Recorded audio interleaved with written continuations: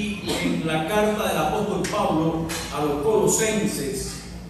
Carta del apóstol Pablo a los Colosenses, capítulo 2, versículos 6 y 7.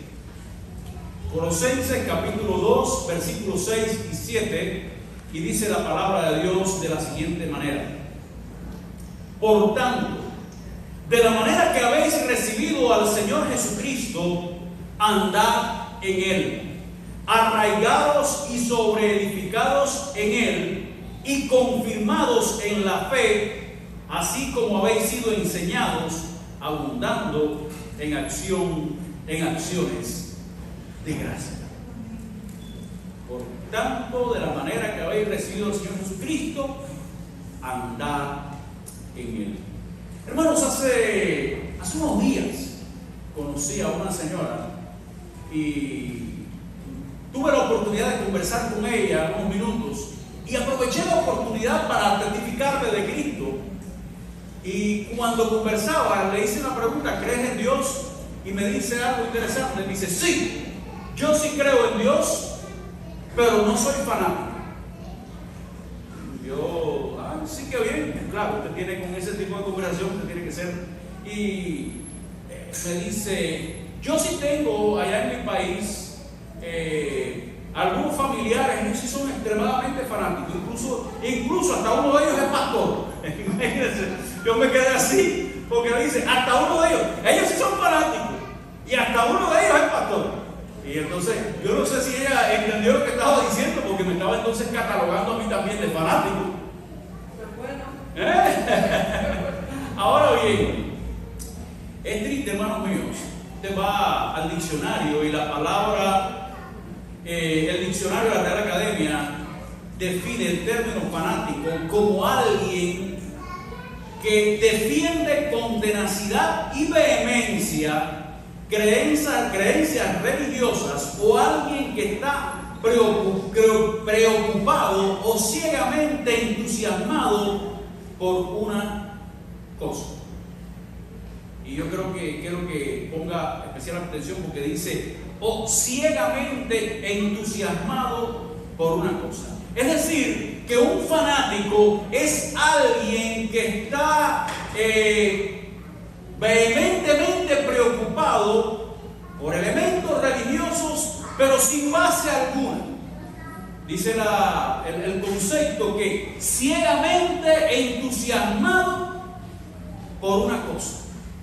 Sí, ciegamente. Yo he escuchado en varias ocasiones personas que dicen: es que mi hermana Ruth tiene una fe tan ciega, una fe ciega, y piensan que están alabando a la persona, piensan que están reconociendo porque tienen una fe ciega. Pero la cuestión es la siguiente, amados hermanos: que la fe del cristiano verdadero, y cuando digo cristiano verdadero es que cristianos falsos, Jesús lo reconoció, porque Jesús dijo: los verdaderos adoradores adorarán al Padre en espíritu y en verdad. Hay adoradores que son falsos adoradores. Ahora, los cristianos verdaderos tienen una fe, pero una fe que no es ciega, una fe que es verdadera, una fe que es viva, una fe que ve con los ojos de Dios. Es una fe que no es ciega, porque la fe ciega es aquella que está depositada sobre lo que usted no sabe. Y nosotros estamos conscientes en quién hemos creído. Es por eso que Pablo dice: yo sé en quién he creído. Y yo no sé tú, pero yo sé en quién he creído, y yo confío en un Dios vivo. Y es por eso que dice el apóstol Pedro cuando escribe su primera carta: bendito el Dios y Padre de nuestro Señor Jesucristo, que nos hizo renacer para una esperanza, ¿qué cosa? Viva.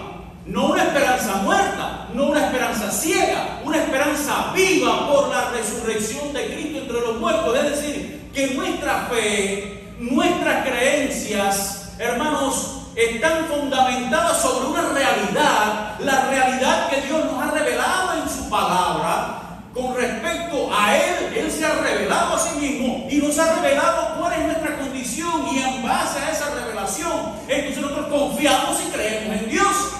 Usted no cree por creer. Hay personas que dicen: yo creo en Dios. Hermano, el creer en Dios no te va a hacer salvo, porque dice la Biblia: los demonios creen y tiemblan, y ellos no van a estar en el cielo, ellos van a estar quemándose en el infierno. No es creer creer es creer en lo que Dios nos ha revelado en su palabra con respecto a sí mismo y con respecto a nosotros. Ahora bien, cuando leemos la carta del apóstol Pablo, cuando vemos la historia de la iglesia, encontramos que muy a menudo Pablo hace referencia a cómo era su vida antes de conocer a Cristo.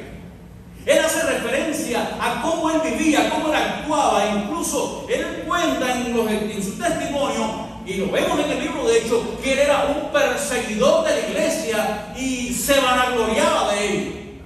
Pero cuando tuvo un encuentro con Cristo, cuando él pudo conocer a Dios y a Jesús como su Salvador, esto provocó un cambio en su vida. Y él puede decir un antes y un después de conocer a Cristo. Hubo un proceso. Pablo fue transformado y Pablo dice: yo era perseguidor, pero aquello que yo perseguía, aquello que yo estaba de lo que yo estaba en contra, ahora lo predico, ahora lo vivo. Y esto nos dice, amados hermanos, algo muy importante. Esto nos muestra que si aquello que usted dice creer no cambia su vida, entonces está creyendo en vano.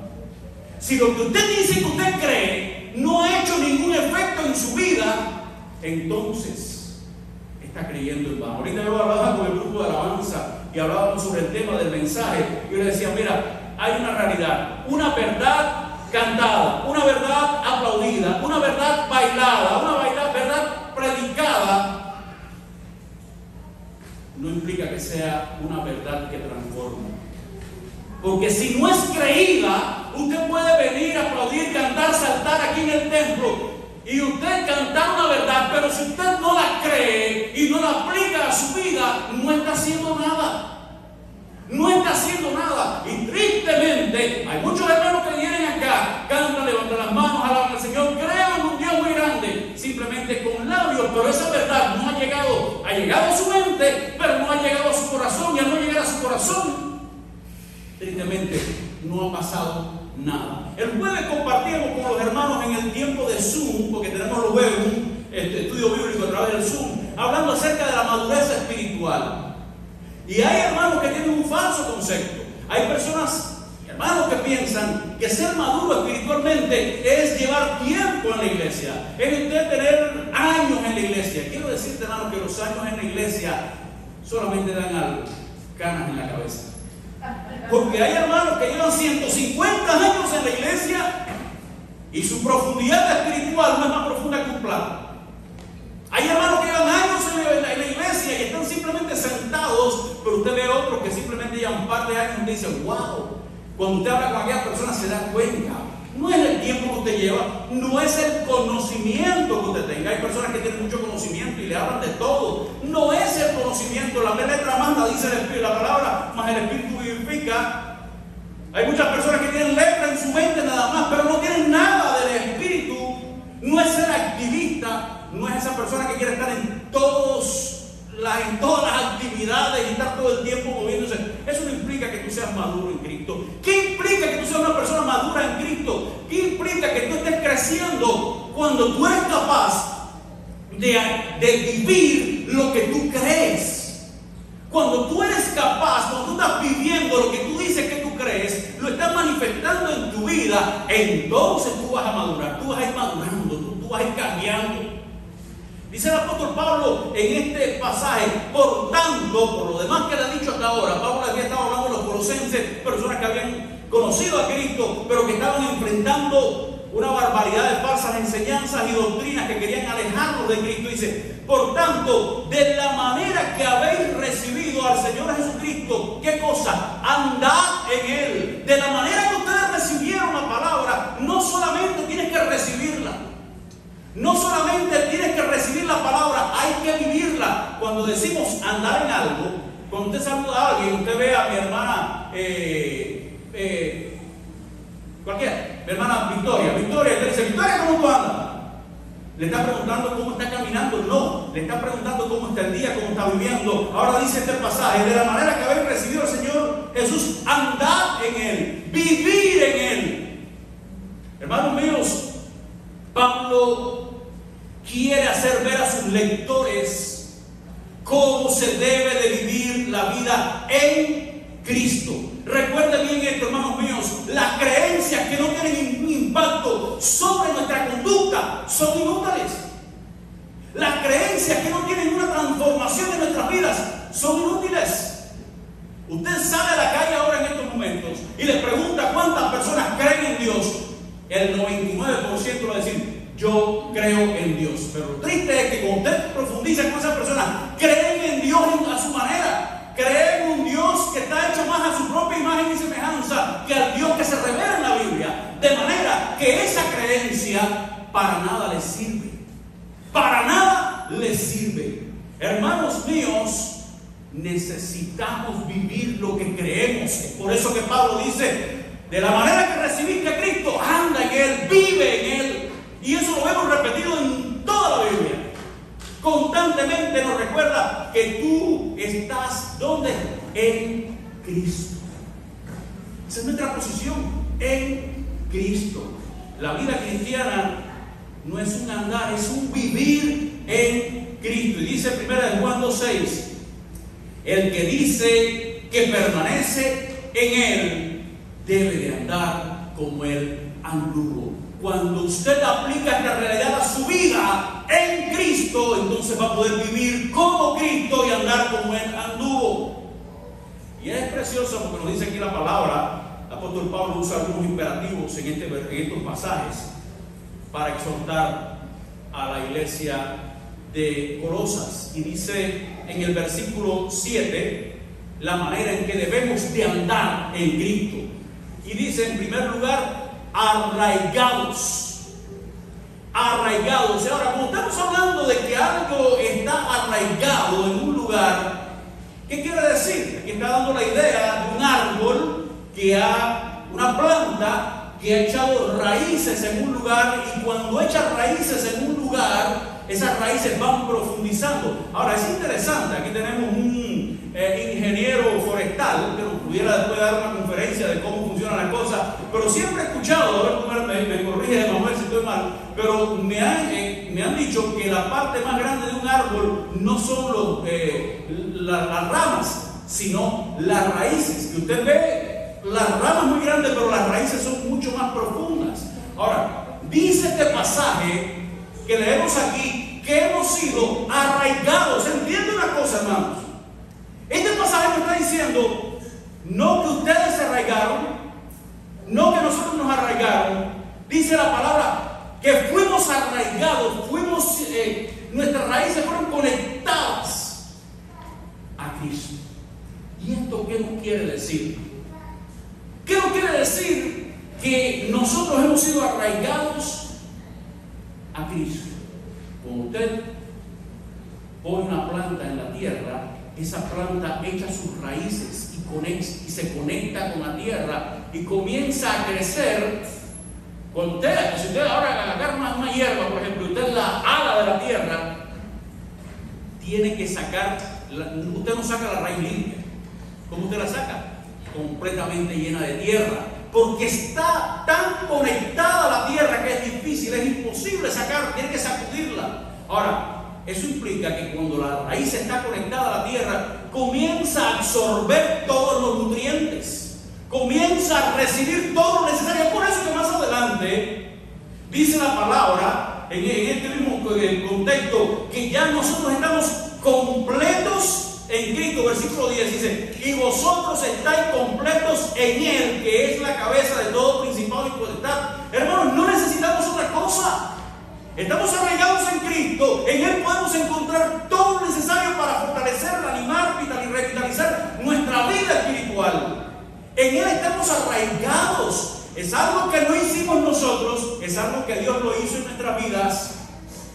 Y algo bien importante: ahora, contemplando un árbol, ese árbol se pone a pensar: bueno, déjame ver cuándo yo voy a dar fruto.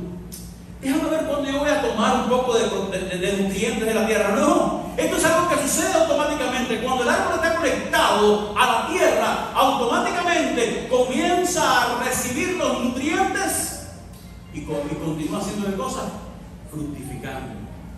Usted ve una mata de aguacate diciendo: déjame ver cuándo voy a parir un aguacate, ¿no? Si la mata está saludable y conectada con la tierra, usted ve que en su momento va a dar fruto. Ahora, amados hermanos, esto es una acción que ya sucedió en tu vida y estos resultados permanecen en el presente. Fuimos arraigados y estamos conectados a Cristo. Por eso que Jesús dice la palabra en el Evangelio de Juan, capítulo 15, ese precioso pasaje que todos conocemos. ¿Recuerdan? Jesús dice: yo soy la vid, vosotros los pámpanos. El que permanece en mí da mucho fruto, y separado de mí, ¿qué cosa? Nada podéis hacer. Qué triste, hermanos. Qué triste es que muy a menudo estamos tratando de pelear la vida cristiana, vivir la vida cristiana a nuestra manera, separados de Jesús, separados de Dios. Y Jesús nos dice: mira, separados de mí nada pueden hacer, alejados de mí nada pueden hacer, en mí están completos, conectados conmigo están completos. Amados, tenemos lo necesario para seguir creciendo en Él.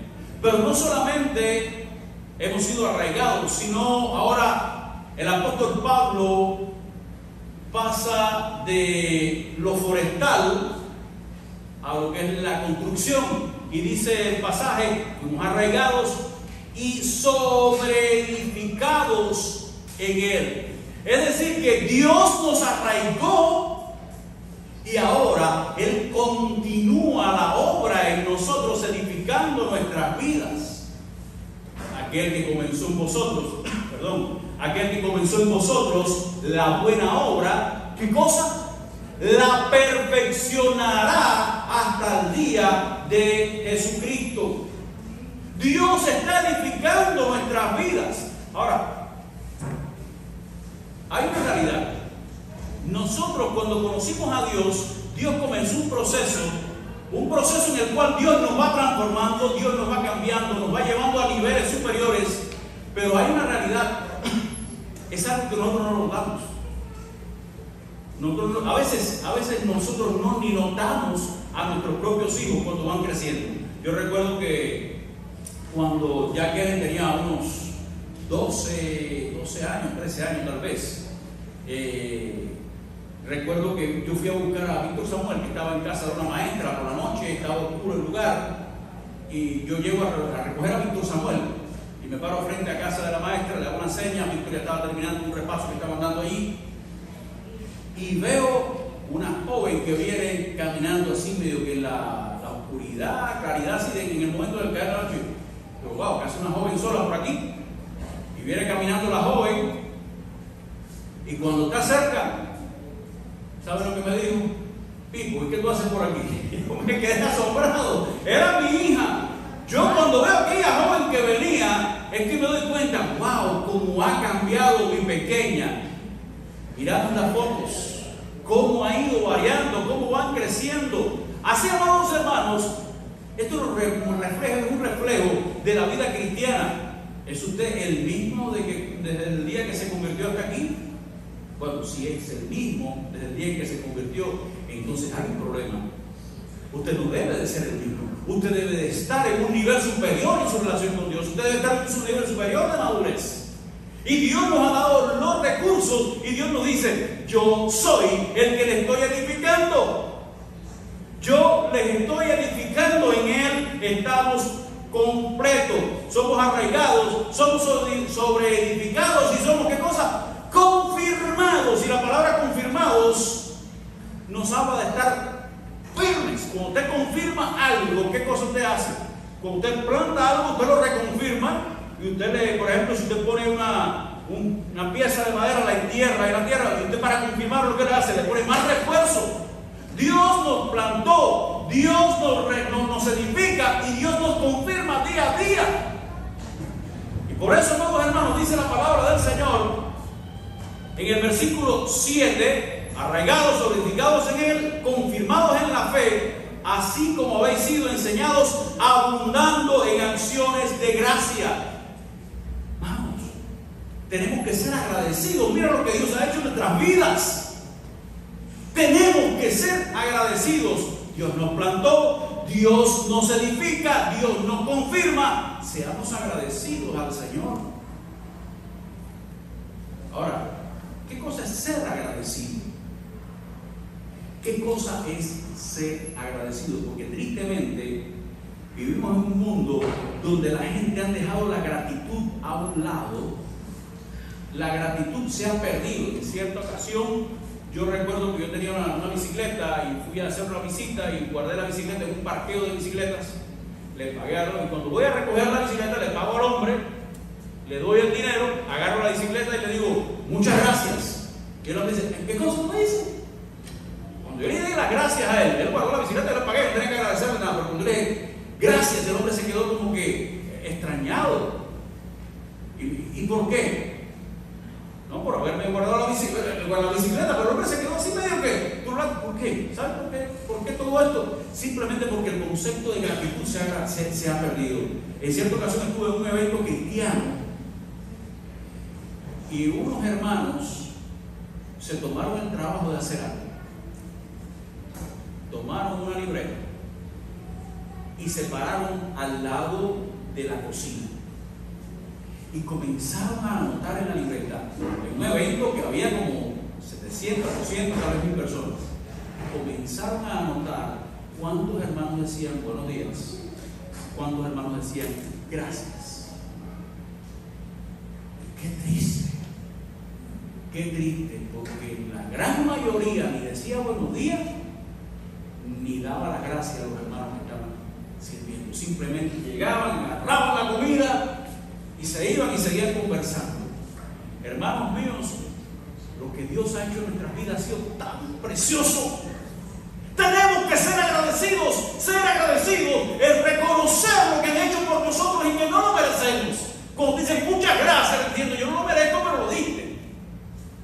Hermanos, Dios nos ha dado vida y vida en abundancia. Déjame hacerte una pregunta en esta mañana. ¿Dónde estarías tú hoy si Cristo no te hubiese salvado? ¿Dónde estarías tú hoy si Cristo no hubiera actuado en tu vida? Yo te voy a decir algo. Yo estuviera muerto, tal vez enfermo, mi vida hubiera sido un desastre. Todos los días le digo gracias, Señor, porque yo estoy donde estoy solamente por una razón, por tu gracia. Yo no lo merezco. Un día, yo te voy a decir algo. Yo espero que Dios lo haga. Vamos a ver, a lo mejor lo va a hacer nosotros, pero un día yo creo que Dios va a estar delante de Dios y va a decir, Dios te va a decir, oye Diana, ¿no te acuerdas aquel día que Dios en un carro así por aquí por acá? ¿Tú sabes? Sí, bueno, yo te libré de un accidente. Claudia, ¿tú te acuerdas de aquel día que estabas así? Yo te libré de un asalto. ¿Tú te acuerdas aquel día que veías en la guagua en la noche, así? Ahí se iban a meter a robar, pero yo te libré. ¿De cuántas cosas nos ha librado el Señor, hermanos, y no lo sabemos? ¿De cuántas cosas Dios nos ha librado y Dios no nos ha dicho? Pero tal vez un día lo sabemos. Recuerda, hermanos, tenemos que ser agradecidos. Dios nos ha arraigado, nos ha solidificado, nos ha confirmado. Debemos de ser agradecidos. Pero qué triste, porque cuando leemos la palabra, dice el versículo 8, mirad que nadie os engañe por medio de filosofías y huecas sutilezas, según las tradiciones de los hombres, conforme a los rudimentos del mundo y no según Cristo. La iglesia de los colosenses estaba enfrentando una batalla. Había falsos maestros que estaban enseñando falsa doctrina y que estaban alejando a los cristianos de una fidelidad a Cristo. Y esa es la historia de la iglesia. El diablo, como león rugiente, buscando a quien devorar, tratando de confundir. Cuando Pablo escribió a los Corintios, les dijo, porque ustedes esposados con un solo esposo, con Cristo, pero temo que como la serpiente con su astucia engañó a Eva, vuestros sentidos sean desviados de una sincera fidelidad a Cristo. Satanás quiere desviar tu fidelidad a Cristo. Satanás quiere desviar tu entrega. Y dice Pablo que usa filosofías engañosas. Y Pablo no se refiere aquí al concepto de filosofía que tenemos hoy. Ese concepto que tenemos no es a lo que se refiere Pablo aquí. Pablo se refiere a todas aquellas enseñanzas que tratan de enseñarnos cómo vivir la vida alejados de Dios. Y constantemente las encontramos en este mundo en que estamos viviendo. El mundo nos quiere enseñar a vivir la vida alejados de Dios. Y lo estamos recibiendo. Y lo estamos aceptando en nuestros hogares. Y cuando te pones el televisor, estamos viendo todo lo que el mundo y la manera tan mañana que tiene el diablo para introducir sus enseñanzas y que usted llore y se emocione con esas enseñanzas. ¿Cuántas veces hemos visto una película? ¿Entiendes? Una película donde un hombre está casado, tiene problemas con su esposa, está matando, pero se encuentra una joven que están hechos el uno para el otro. Y usted está viendo la película y se le abre los ojos y dice, ay, si se casaron esos dos y dejaron a otra bruja. Y lloramos. ¿Y saben lo que está haciendo el diablo con nosotros? Manipulándonos. El diablo está manipulando para que tú te emociones y te está enseñando cómo vivir la vida a su manera, cómo vivir la vida y arreglar los problemas lejos de Dios. Hace unos años atrás vi una película, no recuerdo el nombre, donde había un matrimonio cristiano ya mayores de edad y la esposa comenzó a sufrir Alzheimer y llegó un momento donde ella no conocía al esposo, pero todas las mañanas él tenía que batallar con su esposa, ya ni se acordaba y a veces le decía hasta disparate, ¿quién tú eres? ¡Aléjate de mí! ¡Yo no te conozco! Y el hombre sufriendo aquello. Pero por las mañanas de vez en cuando salió a correr y se encuentra una señora casi de su misma edad, muy bonita, y se encontraron en el camino y comenzaron a correr juntos, y la mujer era viuda y una trama bien bonita, y la gente, si se casaran esos dos, y a la otra vieja que la mandan y el hombre comenzó como que también a ceder un poquito, pero en un momento el hombre en su búsqueda de Dios reacciona, llega, se acerca a la mujer, a la otra que corría con él, y le dice, mira, perdóname, pero no puedo ir a correr más contigo. ¿Y por qué? Dice, porque yo soy un hombre casado y yo no puedo estar más junto contigo. Dice, pero tu esposa tiene Alzheimer, ella ni siquiera sabe quién tú eres. ¿Y sabe cuál fue la respuesta de él? Ella no sabe quién soy yo, pero yo sí sé quién es ella.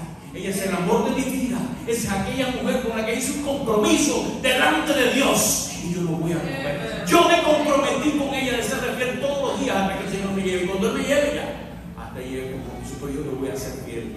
Esa es la vida cristiana. El mundo está tratando de que tú te enamores de sus conceptos y de sus principios. El mundo quiere enseñarte cómo vivir la vida, pero cuando tú miras al mundo, este mundo está más corrompido todos los días. Déjame hacerte una pregunta, hermano. Vamos a hacerte una pregunta. Si ahora usted llega a casa de mi hermana, cualquier hermana que limpie, que se dedica a limpiar casa, por ejemplo, y usted llega a casa de Miriam y se encuentra que en casa de Miriam, que no es así, no es así, pero se encuentra que en casa de Miriam tiene la casa llena de basura por donde quiera, y moscas y ratones, y usted le va a decir a Miriam, Miriam, te voy a contratar para que me limpies la casa. ¿Usted lo hace? No, ni muerto. Pero usted llega a casa de Miriam y cuando usted entra a casa de Miriam, usted encuentra desde que entra un olor agradable, a limpio. Y usted llega y cuando usted llega, enseguida Miriam se le para adelante y dice, un momentico, quítese los zapatos, que los niños están jugando el piso de los niños juegan en el piso, no pueden. ¿Qué le está diciendo eso a usted? Es una persona limpia, una persona higiénica. Y usted llega a su casa y todo está organizadito, bien limpiecito. Y Miriam le dice, quiero limpiar una casa. Pues, no, yo no me llevo a otra gente, me la llevo a ella. Porque sé que es una gente que lo hace bien. Amados hermanos, el mundo quiere enseñarte a vivir la vida, pero cuando tú miras al mundo, el mundo es pura basura. El mundo es pura corrupción. ¿Cómo te va a enseñar a ti a vivir la vida cristiana? ¿Cómo aprendiste de Cristo? Lo que tú has aprendido de Él. Eso es lo que tú tienes que hacer para vivir la vida cristiana. Estamos en Cristo. Buscar cualquier otra cosa es buscar al macho grupiendo del barrio a que te limpie la casa. Lo que te la va a ensuciar más todavía. Mis amados hermanos, estamos rodeados de enseñanzas de hombres que tienen como origen el mismo demonio para enseñarnos a vivir la vida. Pero dice Pablo, ustedes no han aprendido así aquí. En Él, dice la palabra de Dios, estamos completos. No nos hace falta nada, no nos hace falta más experiencia, no nos hace falta enseñanza de otros. Yo me he encontrado, me encontré el otro día, hace un tiempo atrás, una persona que escribió unos libros y decía, si lees la Biblia por ti mismo, si lees mis libros, no la vas a entender. Tienes que leer mi libro para entender la Biblia. ¡Qué disparate, hermano! Yo tengo el autor de la Biblia en mi vida, tengo el Espíritu Santo, yo no necesito que nadie me enseñe. Yo vengo delante del Padre, oro en el nombre de Jesús y Dios me va a enseñar en su palabra. No busques experiencias externas, no busques enseñanzas de otros, busca la enseñanza de Cristo. No necesitamos segundas bendiciones, sino afianzarnos cada día más en nuestra relación con Cristo y en lo que hemos aprendido de Él. Lo que hemos recibido del Señor, o como lo hemos recibido, así debemos de andar en Él. Recuerda, mi amado hermano, no importa los años, no importa el conocimiento, no importa lo activista que seas, no importa lo próspero que seas. Lo que importa es vivir la vida cristiana como Dios lo ha estimado en su palabra, como Dios te lo ha revelado. No se te olvide esto. Puedes cantar una realidad, puedes bailar una realidad, puedes una verdad, puedes aplaudir una verdad, incluso puedes repetir una verdad, pero si esa verdad tú no la has aplicado a tu vida, esa verdad de nada te va a servir. Si la palabra que te está dando Dios en esta mañana solamente queda aquí y no vas aquí para ponerla en práctica en la vida común, de nada te sirve. De nada te sirve. Es más, te voy a decir, estás perdiendo todo el tiempo del mundo. Mejor vete para otro lugar porque aquí no estás haciendo nada. Si lo que estás recibiendo no lo estás poniendo en tu corazón para que moldee tu vida, simplemente estás perdiendo el tiempo porque tú no eres salvo y vas a llegar al cielo por sentarte en el templo, por cantar una verdad, por aplaudirla, por predicarla, sino por vivirla y aplicarla en tu vida. Mi amado hermano, Dios permita que el Señor obre en nuestras vidas y lo que Dios nos ha dado en su palabra no quede en un lado, no quede simplemente aquí en palabras, sino que podamos aplicarlo a nuestro corazón, aplicarlo a nuestra vida, vivirlo para su gloria y que el mundo entonces pueda ver en nosotros la realidad de Cristo en nuestras vidas. Que el Señor les bendiga en esta mañana.